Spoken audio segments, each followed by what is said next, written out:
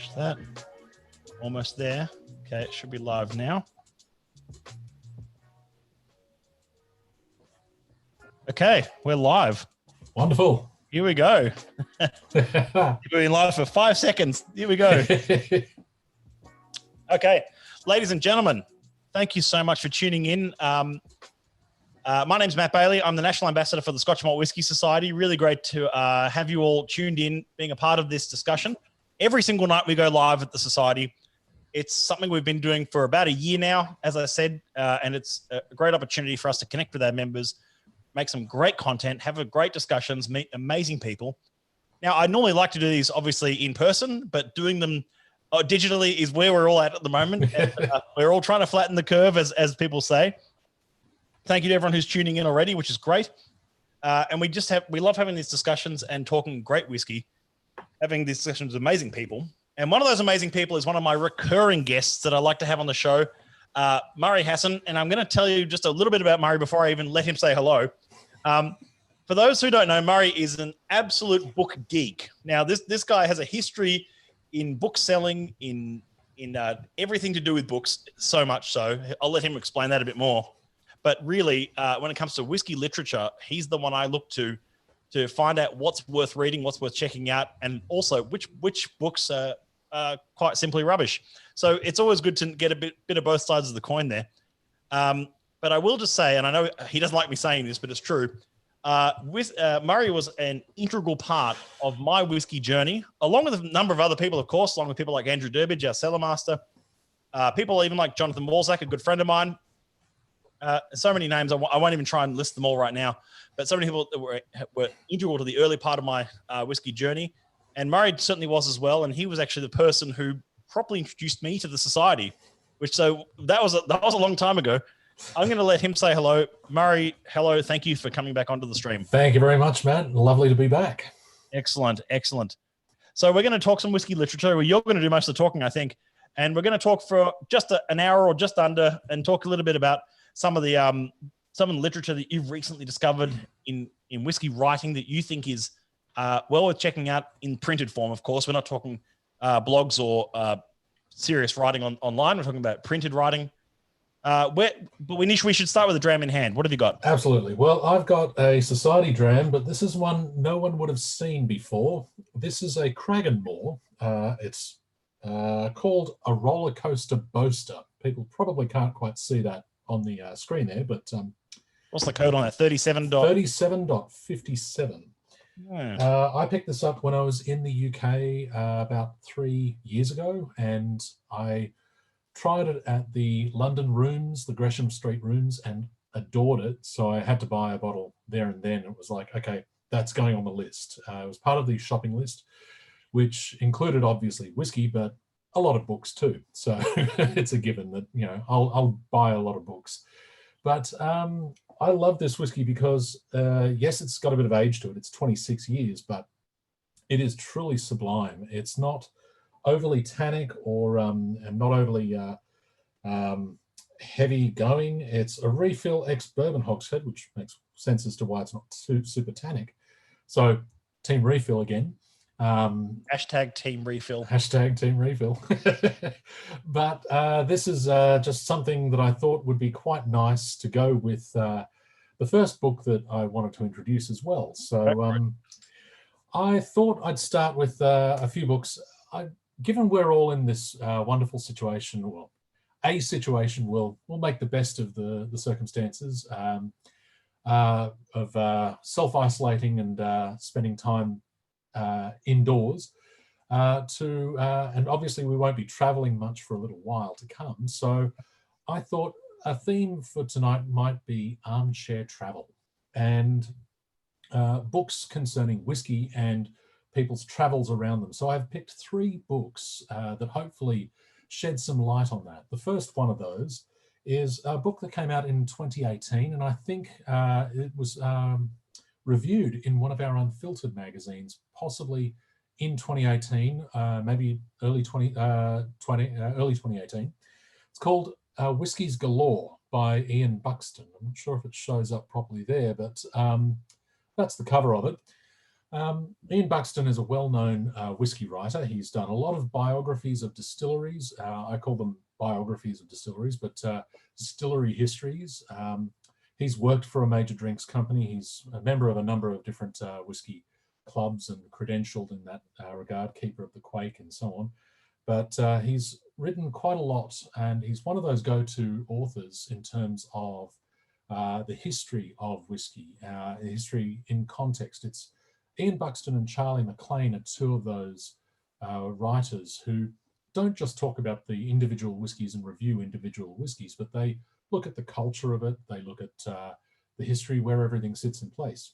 Whiskies Galore, not to be confused with Whiskey Galore, which was a book and a movie remade as a movie recently as well, about a shipwreck which involved a lot of spilled whiskey. Whiskies Galore is a tour of Scotland's island distilleries. And it's basically Ian Buxton on a bit of a road trip. He takes a car on the ferries to Islay. He goes to Jura. He goes to Arran. He goes, he doesn't take the car up to Orkney and to the Orkney Islands. He gets a car there and visits those areas. But he looks at some of the lesser known areas as well. Places like Harris, where they are distilling mainly gin. Great gin. They make that Highland Harris gin, which is fantastic. I tried some of that at the Oak Barrel just before the lockdown sort of situation came to be, and I know that they have a few bottles of that, and I thought it was a wonderful gin. I know that they're distilling and planning some whiskey spirits, so they've got new make down in barrels. I believe it's all ex-bourbon. I don't think they're doing any ex-sherry. But you know, that aside, Ian has gone through and done a bit of a ramble through those areas. And a ramble is an apt term for this, I think, quite simply because he bangs on about things for a couple of pages. There were 2 pages spent talking about pens and fountain pens and the inks used. And speaking of pens, Scotty, show us your pens. This is a very, very nice. Scotty's already commented in the stream. Show us your pens. So, Scotty, I've still got my very, very subpar, mediocre hotel pen that it's sitting on my desk. What have you got there, Murray? What's going on? This one is a very lovely Waterman fountain pen, courtesy of Sally, one of our regulars. She gave that to me as a little Christmas present, and it was very, very nice of her, which I use frequently, actually, when writing up notes and things. So thank you very much. And yes, Scott, that satisfies the pen. Big shout out to Sally. Very generous of you, Sally. That was fantastic as well. Thank you. So yes, Whiskies Galore is a bit of a ramble. Ian talks about various distilleries going on, his experiences. He's discussing things related to island life as well. So what does it mean to be an islander in the inner or outer Hebrides, the islands off the west coast of Scotland? He talks about the distilleries. He infuses a bit of his own history of consulting with various distilleries and some of the histories of things. I found it a very interesting travelogue, very much in the same vein as an older book that some viewers may be aware of. Ian Banks, the late sci-fi writer who wrote under Ian M. Banks, wrote a book called Raw Spirit about 18 years ago, 2002, 2003. I know the one, yeah. Yeah. Again, he rambles. He just sort of goes on and on a bit about different topics and gets sidetracked in things, starts discussing what was going on at the time, which was politics and the war in Iraq and so on. Ian does refrain from the politics, but I think it's still a bit of a ramble nonetheless. So it's a fascinating. Some of their books are their rambles and sort of personal recounts of the times and of the people, and rather than it being just like a textbook. Yeah, it's not a textbook. It's not a tome. This is 146 pages. It's in paperback. I know it's available now, so if anyone was interested in that, certainly it's one that's been a very interesting read. At times I've found it hard going, if I'm honest, because I'm not in the mood for a bit of a ramble. I just want him to get to the damn point. But At the Have same you read time, Pip Hill's book? oh, we know Pip Hill's book well. It's another ramble. But yeah, so Ian Buxton Whiskies Galore is quite a fun travel log ramble, and it is also in the same vein as a lot of other travel books and travel writing that exist, where people have just sort of bounced along through different things and gone, well, I'm viewing this area and I want to observe it and infuse some of my own experience of that, the culture, the people, and so on. So each chapter is a different island. So Arran, Isla gets a couple of chapters. There's some color plates in there, some inserts of some of the people and some of the history, which is also great from a context point of view in terms of things. So yeah, he canvasses all the different islands where whiskey is being distilled, or new make spirit intended for whiskey, in the case of some of the newer enterprises, is being distilled. So I found that a very interesting read. He's also Ian's a columnist for Unfiltered magazine, as Rob Akers very rightly points out here. Yes, that's right, Rob. Good to see you, Rob. Unfiltered is, of course, for those who are watching who might not be members, Unfiltered is the quarterly global magazine for members of the Scotch Malt Whisky Society. For those who have just joined us, by the way, we're tuned in tonight live with Murray Hassan, and we're talking whiskey literature, some books he's discovered along the way and in more recent times. We've had him on the show. This is the third or fourth time? Third or fourth time. I don't know. I lose count. Yeah. But I do enjoy it. And thank you very much again for having me. No, it's great. Thank you so much for being on with us tonight. We're getting some great feedback and great comments. Rob Akers writes, Waterman do a lovely pen. So yeah, there you go. Dave Miller says, if you haven't heard Douglas Adams read his own Hitchhiker's Guide set, listen to those 5 books in the trilogy and get back to us. Thanks, Dave. Hope you're keeping up well in these times. And Rob Aker says, hi, Muzz. Yes, there we go. And Zeno says, is anyone else shopping for books while Muzz is suggesting them? Well, if on that same topic, if you are interested in those things, a little bit of a plea, if I may, going back to my book roots. If you're looking for these sorts of things, try to shop locally if you can. Your local bookshops, whether they be an Australian chain or an independent, I'm not fussed either way. If you must search from a website point of view, there is Booktopia, which is an Australian-owned one. Ditch the one named after a big rainforest in South America, if I can go on topic there, and their UK subsidiary, which is ending in the word depository.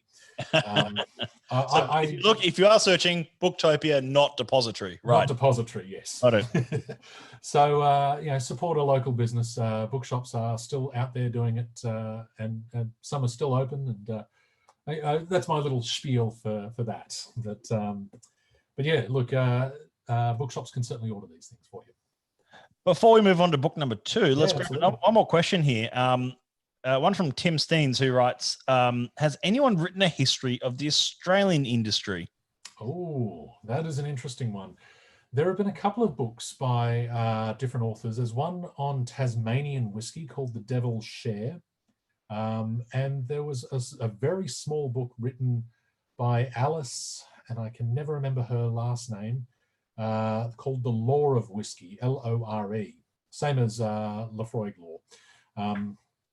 The L-O-R-E of whiskey. And those two are the only books I know of on the Australian scene. Both are a little bit out of date and a little bit specific to their circumstances. I'll just add one as well. The Devil's Share, which is the one you mentioned. Sorry, yeah, that's Bernard Lloyd, who's Bernard Lloyd. That's right. He's quite active on social media, and he's quite out. I'll be completely honest. Bernard is quite outspoken, Right. and has some what's the word for it? Controversial and maybe incorrect facts about, not incorrect always, but some controversial opinions and historical recounts of local industry. He mostly focuses on Tasmanian background, but there isn't any great books that I know of that track the history of Australian production, which has been happening even a couple of years before Scotland were legally producing. So, I mean, there's a lot of history in local scene, but not a lot of it is properly documented. No. No, that's, I think, and to be honest, a lot of that documentation has been lost to the sands of time too. You know, a lot of the companies that were distilling operations in, you know, in the 19th century and probably early 20th, those records may no longer exist. So it may be somewhat difficult for someone to write. We are aware of some efforts that some people have started making towards that. But it is a very difficult thing. I think getting the primary sources and getting that information is actually quite a tricky thing for people to find. It's funny you say that, Muzz, because there's actually there's not much written about that history, as we were saying, but the same problem exists in Scotland. That's not just an Australian problem. There's entire distilleries that have existed in the histories of Scotch whisky production that have never ever been properly documented. Yeah. I mean, if you look at the number of distilleries that used to exist on the Isle of Arran as a good example, or the number of distilleries that existed in Campbelltown as another example, I think, you know, obviously we know the names of those distilleries like Kintyre Distillery and things like that, but there's no proper documentation about what they were doing or what they released or anything like that. There are bits and pieces and fragments, and they still discover documents and things when it comes to renovating some of the old buildings.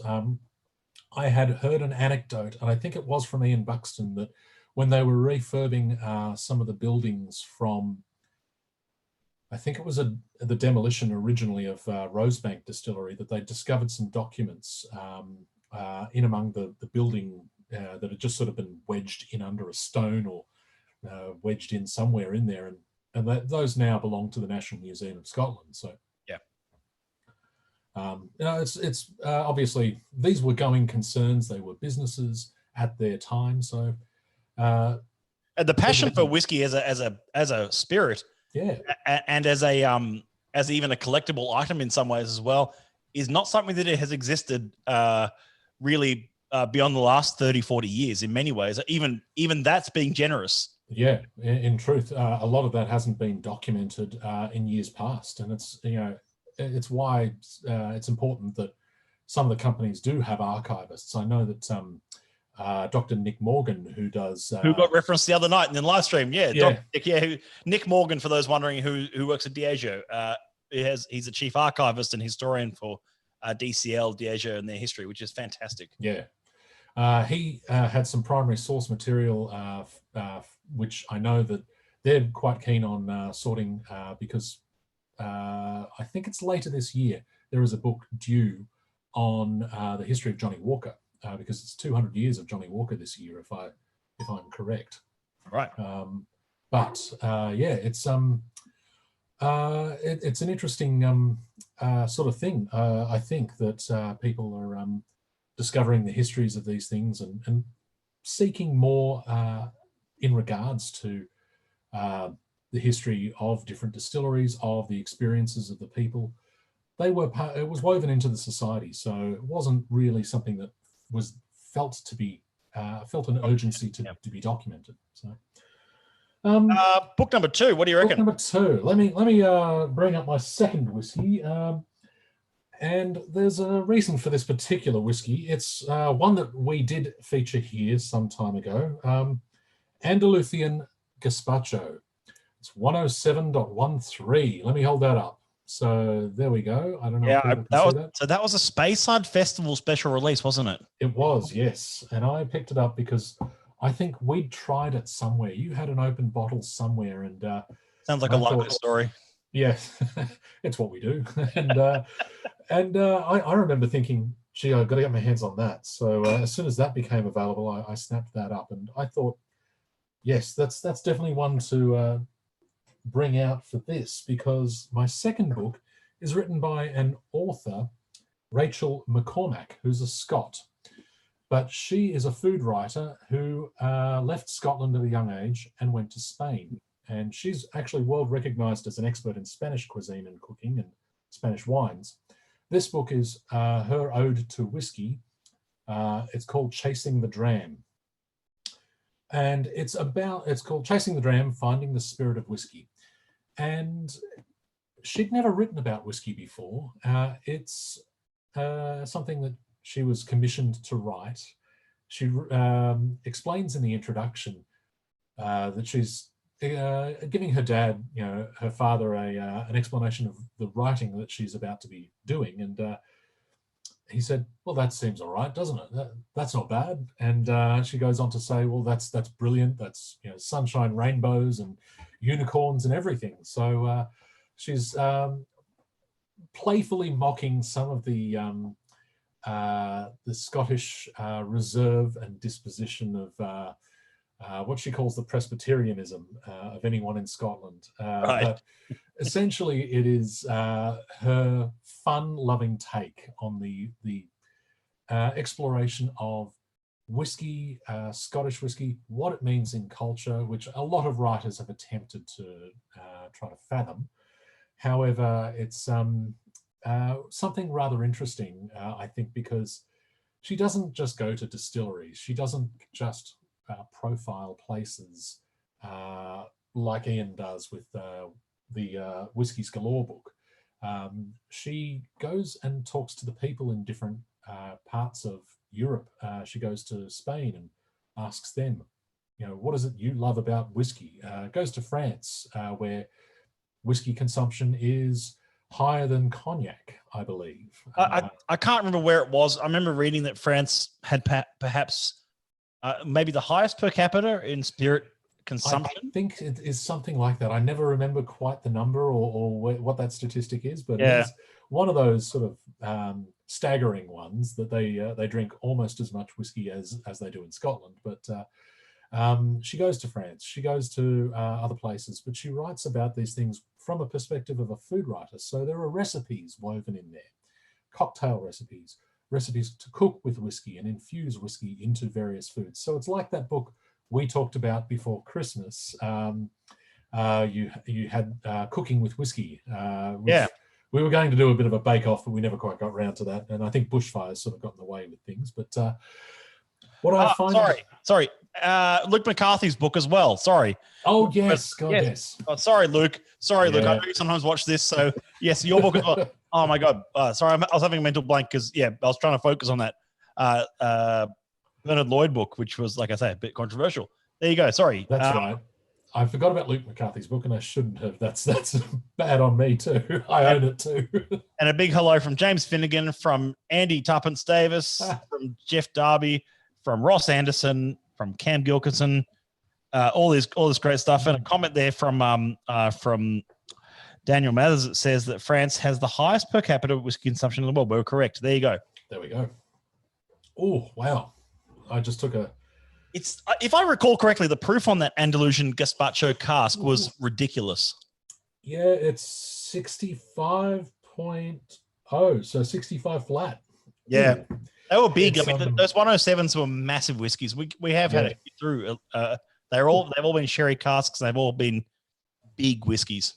That is a big whiskey. It's almost pushing anything off the table here, but it is a great. I thought the name was a nice tie-in, because what I love about Chasing the Dram as a read is she is a bit more light-hearted.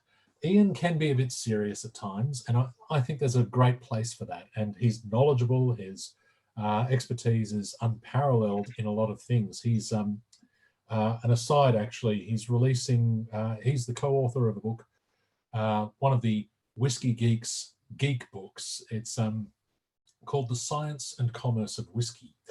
It's essentially I really want to read that. It's a textbook published by the Royal Society of Chemistry. I have the first edition. The second edition's due out in May, and it's a hardcore book of science. It's one that I know our mutual friend, Mr. Withers, has a copy of it, and he said, yeah, it goes down some pretty dark rabbit holes of the science. It's essentially an industrial chemistry text, which, while I can get some of my head around it, I did start an industrial chemistry degree many years ago. Didn't pass or finish it, but that we'll leave to one side. Ian writes the commerce aspect, which infuses the history. Returning back to the book 2 here, Chasing the Dram, what I do find fun about this is she has gone through different people, the different scenes. She's describing whiskey geeks like us, and I recognize myself in these descriptions of things. And I find it fun that she's actually not, you know, being satirical or mocking. This isn't Whiskey Sponge or a satirical thing. This is a genuine look at where whiskey sits in people's experiences. But she's traveled around different parts of Scotland. She's traveled to continental Europe, and she's found an interesting take on it that very few other authors would have done, which is the food and whiskey. There are some other cookbooks and there are some other things that give you the full recipes, but they don't give all that background. So I find this really quite a fun read. I've got a hardcover copy here, but it has come out in paperback. It's obviously a little cheaper in the paperback form, but I find when I'm a little bit down, as everyone can be when you're sitting at home and not sure what's going on in the world now. If you want a bit of a light-hearted, cheer me up read, this one is probably my go-to. So it's fun and light-hearted, yet there's still quite a lot of information in there and quite a lot of experiences that we will relate to as whiskey drinkers at multiple stages of the journey. That's incredible, and that kind of storytelling through how it relates to food, and not so much. I mean, there's a few, not a lot. I was about to say a lot. There's a few books out there on pairing with food. I'm sure if Fran's everyone to write one, it'd be a rip-roarer. And I know that Martine Noé has written one, and I know of others. But that's incredible. Yeah, I think it's got a unique place. It came out, I think, 2017, and it just sort of sat there as a bit of a sleeper. And I remember buying it, thinking, "Oh, I'll get around to reading that." I had quite a few quite a few whiskey books to read at that time, and I thought, okay, well, I'll come back to it. And I picked it up just before Christmas, and we had bushfires raging on, and it was just, my head needed something that was a little bit more lighthearted and a little bit more fun. So that's a great read from that perspective. It's a good, well thought out, and obviously well edited, because someone who has that much culinary knowledge and is writing a bit of a not a screed in any way, in any negative way, but certainly writing a lot about the journey and so on, the actual travels that she's undertaking, needs someone to finesse that. And a shout out to the unseen people behind the scenes of a book production, which include the editors and the proofreaders and so on. I have read proof copies and manuscripts of things in the past, and most writers have appalling spelling and definitely need editors. So editors shape and finesse those things into what they end up being. So I certainly do appreciate that. Amazing. For those who are tuning in, there's lots of people jumping in and out, which is great. Thank you so much. Mostly jumping in though. I'm here tonight with Murray Hassan, who is my ultimate spiritual guide when it comes to whiskey literature and good reading. So thank you again, Murray, for joining us tonight. It's been great having you on here. And Robert has said that Martine has excellent desserts. I'll agree with that. There's some great stuff in there. Correct answer about the SO. Yes, Ross Anderson joined and I said, "Hey, boss," and he said, "Yeah, that's the correct answer." Hey, Ross. Whatever helps you sleep at night, that's all good. Jeff Darby makes a comment about the 65% ABV on your dram there, and he says, as long as the ABV relates to flavor and body and finish, otherwise it's just a number. Oh, very good point. Actually, that's something that we do talk about from time to time. I think it's definitely one that has a lot of flavor. It carries it through, but you certainly do know that there's alcohol there. I won't say it's a flaw. I actually enjoy that. There are times when I do want something a little bit more gentle, something a little bit more restrained in the alcohol. But you're right, Jeff. It's when that number. Sometimes people do fixate on the number. same as they do with the phenols and ppms and things.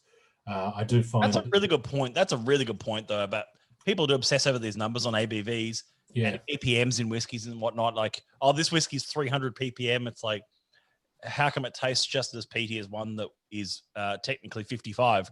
Because where are you measuring the peat? All that kind of discussion, which we won't go into right now. Oh no, that's a whole other thing. But I've said on the stream before how I've had some whiskeys at natural cask strength 47, 46, 45% ABV. Yeah. And they taste huge. They taste like big on the palate and really full flavored. And I've had other whiskeys that are 65, 68, 72% that taste like they're hot and thin and not really resonating. Higher proof does not mean a better whiskey. No, by no means. It just simply means there's a higher content of alcohol in there. The complexities, one of the many things that we do all enjoy in whiskey are the complexities in flavor. And, it's a fascinating thing to be able to find the flavors that exist in whiskey that will mask some of those hotter sensations that the alcohol proof will knock down in the mouth. And, we've said both before, we've tried whiskies that are just all up front and all alcohol presence, and there's just very little happening after that, and you go, well, that was an experience, but yeah. One that I'm not looking forward to repeating exactly. Yeah. Hit us with book 3. Hit us with book 3. All right, well, let me pour the whiskey first. This is a little bit of a special one. Third dram for the third book. Here we go. Third dram, third book. This is an original label, and I don't use the term paper label. I use the term original label. That is... Andrew, if you're watching now or later, you're going to win this war. I could feel it already. This is one that Andrew actually very nicely... actually, no, I purchased it, I think, from him, or as a swap or something. It's 24.95. So this is... a pretty special and rare drop. It was distilled in May 1990. So it was distilled 20 years ago, just about, but 20 years ago, am I right? No, 30 years ago. 30 years ago. Yeah, I'm terrible at this. But it was bottled in 2006. And this is obviously quite an old bottling. The reason I'm pouring that out, and I want to show that to the camera, that is a very rich, old school, dark whiskey from Distillery 24. Yeah. Magical 24. Magical 24. For those members who think they may have missed out on the golden era of 24, let me assure you, with what's coming up in the pipeline with the society in the next few months, you haven't. So anyway, where were we? So because we've got something pretty special to drink with that, and I just want to nose that. That is sublime. It hasn't lost anything being nearly empty in the bottle. This is a classic that I have chosen as book 3. I'd call it probably the original whiskey travelogue, the original whiskey writing. I am talking about The Whiskey Distilleries of the United Kingdom by Alfred Barnard. Going old school. Old school. So this is a recent reproduction, and I just need to quickly check. It was reprinted. It was originally reprinted in 2008, but it has been added to in 2017.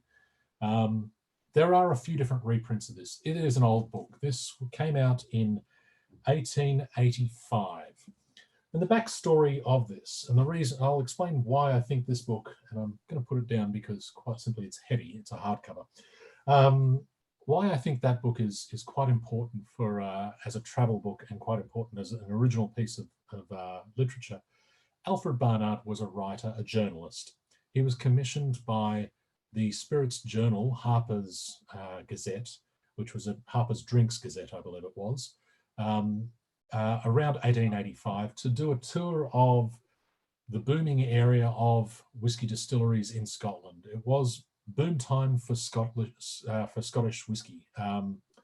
There were quite a number of distilleries in existence popping up. It was the biggest boom time probably seen, I'd say, in the whiskey scene until recent years. So Alfred Barnard was basically commissioned to write a complete description of everything going on in the whiskey scene there. He'd written a few columns before that. He'd written some other things on gin, and wasn't a huge fan of gin, if I recall correctly, but he wanted to, or he was commissioned to write this quite comprehensive tome. It was meant to be the be-all and end-all. So he travelled to every distillery, bearing in mind this was before the days of tourists turning up at these things. This was someone turning up at a factory and saying, tell me about what you do, and trying to explain his credentials. He talks about that in each distillery profile, in every explanation of the facts and figures, the processes.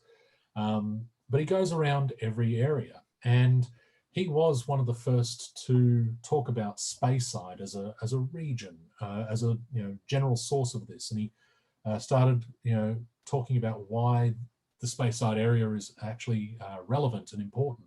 What is it in that area that people find is great for whiskey making? It's the water, and it's the easy availability to the land and the farming communities. He put things in historical context. Every whiskey writer owes some sort of a debt to Alfred Barnard in some way, because he was the first to do it. He was the first to go through all the different distilleries at that time and profile them. He gave a snapshot of what the industry was. And we were talking before about those histories not being available to the documentation. His primary sources are probably some of the most relevant. Obviously, he's got his own biases. He has his own particular things that he fixates on. But sorry. He does. I've had a request here. If we could just see the front cover of that book again. Yes, absolutely. It's so that is the Whiskey Distilleries. Apologies for the back to front. So that's. It's coming through normal. It's coming through normal on your side. Yeah, okay, we're all good. Excellent. So the Whiskey Distilleries of the United Kingdom, as it says in a comment below, the foundation of today's Scotch whisky heritage. This particular edition is the current one you'll be able to obtain. Oh, there's a lovely sound. There's that sound. Sorry. Oh, I love it. This is a reproduction of that. So they haven't gone through and just they've gone through and found the best available copy to reproduce as facsimile. So it does have some very interesting sketches that exist, and these are pen and ink sketches and some carvings. That picture there is Bemore Distillery, circa 1886. I think he toured there. So it took him 2 years to do this. Yeah, I've still got a few casks of 1886 bottlings, kicking around. Exactly, just kicking around. Yeah. But Alfred Barnard, I think, is a travel writer in the sense that he did go through and visit every single distillery, Speyside, Islay. He travelled at a time when these places were not easy to get to. He genuinely did the hard yards and went to remote distilleries, a lot of the small farm concerns that did exist. This is obviously a snapshot in time. Many of those distilleries no longer exist, but it is important in the sense that it actually gives the context. It's the single tome that I still go back to quite frequently if I wanted to look at a point of history and I wanted to see, okay, well, what was written about that? And every writer at some point, every whiskey writer will reference Barnard. It sounds like a quite an important, like almost like you say, a historical document, and one that people have referenced, and it owes, every whiskey writer does owe something to that kind of level of like writing. Oh, absolutely, and it forms the basis for so much of what we know about what whiskey was being, how whiskey was being produced, how many stills exist.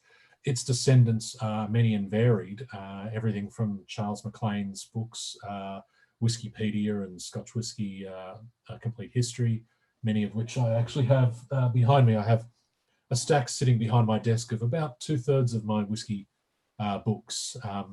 My wife doesn't want to know about that because there are more I've still got in boxes, but but yeah, and she can probably hear me right now. There's a couple of comments I'll just jump on here. Yes, absolutely. Going back to proof, Alex says it was a 29 dot something. The code eludes me for the moment, but it was called Out of Left Field. It was a 21-year-old from Distillery 29. So an Isla 21-year-old was natural cask strength at 49%, and I can't fault it. No. You know what, Alex? In case you're still tuned in, that 29, that Out of Left Field, is a strong contender. One of my favorite whiskeys of last year. Absolutely. One of Murray, you might remember we had that as a sort of one of the black label drams at Whiskey Fair. That's right. Yes, it was there. I remember we tried that. Yeah, that was a cracker. Oh God, that was good. Yeah, that was like some proper old school Isla whiskey. That was lovely. Jeff says pioneers always lead the way. Yes. Oh, absolutely. Can't agree more than that. Andy Davis says we've had all cask strength drams which should blow your head off. Velvet Hammer, for example, ABV of 70 plus, but don't. That's a masterful skill and a rare skill. I'll agree. It's the integration of spirit and oak. Pardon me. Meeting in the middle and where those and Andrew and I have talked about this before, where these cask strength whiskies that might be 60 plus, even 70 plus ABV, but drink that they're like 50, 52, 55%. Unbelievable rare feats of skill of making that integration of spirit and oak right in the middle. 29.257. Thank you so much, Zena. That's correct. And a comment from Kirsten Laurie. Kirsten Laurie, who previously worked in Isla. She worked at Kalila and now she works for Sullivan's Cove. She's fantastic. The first ever whiskey tourist. Such an incredible book. She's talking about Alfred, of course. That's a good phrase for him. The first ever whiskey tourist. First ever whiskey tourist. He genuinely was. So a little bit of info about this particular edition. First editions of Alfred Barnard's book are still available on the rare book market for prices that you could buy a 1.1 for, put it that way. They usually come with 4 or I think there is one that was in pristine condition that went for a 5-figure in pounds sum. I think it was around £12,000 was the hammer price at an auction for a first edition. It has been reprinted a number of times. There was a reprint done by, if memory serves right, in the 60s by someone. There was one done in 74, and they were essentially reproductions and not very good quality reproductions of the original book. Essentially, they photographed them with the technology they had at the time and reprinted those on the printing technologies of the 60s and 70s. So it made it quite unclear. I've seen some of those editions and I've passed on them, quite simply because most of the text is illegible. Yes, you've got your hands on it, but you can't read the text in it, no matter how good quality a printing it is. This one here, they've taken care to actually get every page legible. So there was one done, I think, in 93 or in the mid-90s. Again, probably one of the better ones to see if you want to hunt around for it on secondhand sites. But this one here is probably still, and it only comes in this cover, is the one that I would say is the easiest to track down. You can actually order it new. I'll say it's not the easiest book to get. Many bookshops will probably have to import this from the UK. I don't think there's a local distributor, or if there is, they don't carry much stock of it. No. But that said, it is a very interesting book. Yes, it's one for the serious whiskey reader. You wouldn't necessarily go to it if you were a beginner or early on your whiskey journey and exploring journey. But certainly, it's one that I think anyone who's interested in that context, in wanting to see that bigger picture of things, should go back and have a read. I think it's one that you could spend a fair bit of time on just this alone. And this one also has some additional publications. He wrote some pamphlets and booklets talking about other parts, other things he didn't fit into the original book of the whiskey distilleries, but he goes through the stores in Dundee, Watson's Whiskey Stores in Dundee. Yep. And that's essentially one of the bottling plants. I think he does a tour of Leith in there as well. So at some point he would have passed through the J.G. Thompson building, which then became the Vaults building. Yeah. There's so much history in J.G. Thompson that I would love to learn so much more about, because I've seen some of the very early even drawings and photographs of what they were doing in the vaults, and it's unbelievable. It's it's extraordinary. Yes. Yeah. No, it's pretty special sort of stuff. I find those aspects of the whiskey history really interesting reading, fascinating for me as an amateur historian. I'm by no means trained or anything. I'm just keen on learning about all of these different aspects of, the drink and the culture and the making of it, as well as what it does and how we all enjoy it. How it brings people together always. How it brings people together, exactly. Even digitally, like right now. Thank you everyone who's been tuning in so far. You're tuned in with myself, Matt Bailey, and my special guest, Murray Hassan, talking about the whiskey culture, talking about mostly whiskey literature, and some great books that he's recommended tonight. Two of which are very easily obtainable. One of which might be a bit tricky to get your hands on, but it's still worth scouting out if you want to read about the original whiskey tourist, as we say. Some of the comments and questions coming in, which we'll finish up with. Yeah, absolutely. Robert says, I think I'm going to have to open my Andalusian Gazpacho. So he's got to find an excuse to open it. Robert, I recommend jumping into that one. And it needs time in the glass. I'm going to come back to this.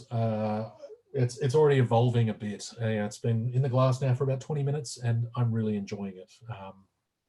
But on this very special Distillery 24, that is you might need to sit on that one for a bit longer. Luckily, It's still fairly early. Yes, no, that is a wonderful one. But I just wanted to give people a bit of an insight into some whiskey travels and armchair literature. So yeah, amazing. Something fun. This has been great. Thank you so much. There's one more question coming in from Zeno, who asks, Muzz, after reading that book, the Alfred Barnard, do you believe in terroir, the practices not marketing? It's a tough one. I think it's not so much terroir in the sense of in the definition that wine has it. Wine uses a very particular use of the term terroir relating to the soil. I think because of the way whiskey was produced in the time of Barnard's book, you weren't dealing with commercial maltsters. You weren't dealing with a lot of those other things. Terroir, not in that same sense. Do I believe it works in the same sense as a wine or a champagne and things like that? No. Do I think there's a place and how it is made does affect it? Yes, because it's undeniable that it's a combination of the skills of the people that are there, the buildings that are there, the equipment and plant that they use, the stills. But obviously they've reduced some of those factors. They've taken things out by removing most of their grain, most of the barley and malt is coming from commercial concerns that are supplying to consistent spec. So do I think that's a dominating feature? No, I think that's now been pulled out of the equation. There's a sense of what those things evoke. I think in Barnard's time, I think in those times, you probably had a greater sense of those local factors because the barley was probably sourced from local farms. Does that mean there's terroir with the new concerns and the new distilleries and the operations like, going from farm to distillery? Kilhoman is one that comes to mind, and some of the other ones that are the small distillery operations starting up recently. Perhaps, but it's very hard to know. That's a very hard one to pin down. I think I've talked about this at length as well. It's not really it's it's very hard to pin down is the right phrase for it. There is terroir in whiskey. Is it to the same extent as wine and champagne? No, but yeah, it's certainly there, but it has a different place in the overall end result rather than what we expect it to be. Absolutely, yeah. It exists, but yeah, not in the same way we think of wines. Robert Akers finishes up by saying, by the way, a big shout out to Emily Kaysen and Martin Eber. Thanks for joining in. Robert Akers says, Glenmorangie did a small run from local barley and wild yeast. They did. Yes, they did. They did a wild yeast and local. I'm not sure it was local barley, but it was wild yeast released that one. The Altar or something it was called. Altar. I don't remember. Yeah, Sorry. Altar. I think it was one of those special release ones. One of their private editions. Yep. Yeah. And we've seen the same with we've seen wild yeasts used in a lot of society casks. If you look at some of the 112s. Yeah, 135s. We've seen some fantastic wild yeast versions and wine yeasts and Chardonnay yeasts, etc. used. So there's always experimentation in yeast, but and I think that obviously contributes to the end result. But it's to what extent is another discussion, of course. Yeah. Thank you everyone for tuning in tonight. I really appreciate everyone being a part of this and asking some amazing questions. Murray talking about some amazing books, and of course, he's pouring the most amazing drams tonight. I've had one or two, but I haven't. I don't have a vintage 24 in my arse right now. I thought something special. Yeah, hey, very cool. It's open, and you gotta drink these things. Life's too short. Exactly. Thank you everyone for tuning in, and I will. Just a quick recap. We've been talking with Murray tonight about some whiskey literature. If you missed the bulk of this stream, you can catch up on our Facebook group, on our Facebook page, on our YouTube channel. There'll be snippets and all of it also on Instagram, on IGTV. So always welcome to catch up with what we're doing. In the meantime, however, tomorrow night is Friday night. So it's the Friday night drink session. Very informal. It's just back to me. I hope that's okay for everyone. And then we'll go from there. Weekend streams we're keeping very informal, but there are obviously some streams over the weekend. So I think there's a flavor stream that we're working on for Saturday, but I'll let you know about that. And then the next week's streams are going to be announced tomorrow. Really excited by those. We've got some really special guests as well coming in next week, especially Monday, Tuesday, Wednesday. Of course, but however, Monday night is our I've got the box here somewhere. Oh, here it is. the gathering stream, which is live Monday night, 7 p.m. to all the platforms. If you bought one of these packs, you'll get a special email notification about it, and you'll even be able to join in the stream on your camera and mic if you wish to do so, which is really exciting because we're going to have all the members who want to join in, ask some questions live with your pack. Even if you don't have a pack, come join in, see what it's all about. And I will see you all tomorrow night, of course, for Friday Q&A. A big thanks again to Murray. Thank you again. Thank you very much, Matt. And you're getting a digital applause, I'm sure. So I appreciate it. And we'll catch you all soon. And to your good health, happy dramming. Happy dramming all. Cheers, everyone. Thank you.